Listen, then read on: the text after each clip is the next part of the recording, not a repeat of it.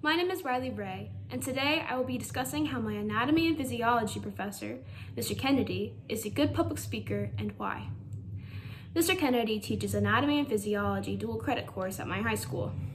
His lectures are the most understandable, and I feel as though I would not be able to understand the same information if I was learning it from a professor at St. Philip's Colleges.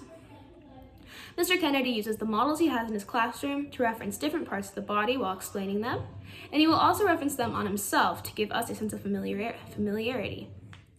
Mr. Kennedy is also able to tell personal stories about his experiences, which in turn helps the audience understand specifically what he is talking about and able to relate it to a personal experience of their own, which he later lets them share. We also have closure questions in the end of our classes after listening to his lecture to be able to relate back to what we had talked about in the previous discussion.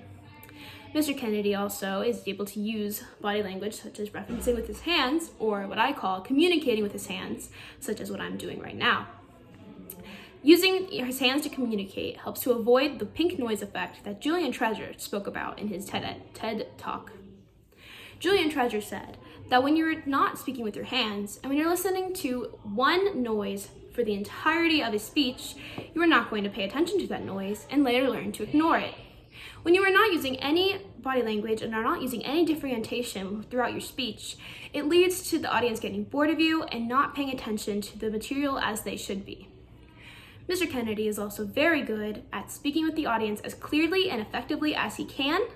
If somebody mishears something that he said, he will reiterate what he said for the specific person.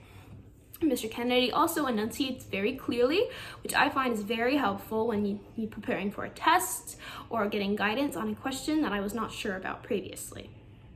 In conclusion, Mr. Kennedy is a good public speaker because he grabs the audience's attention, as every public speaker should.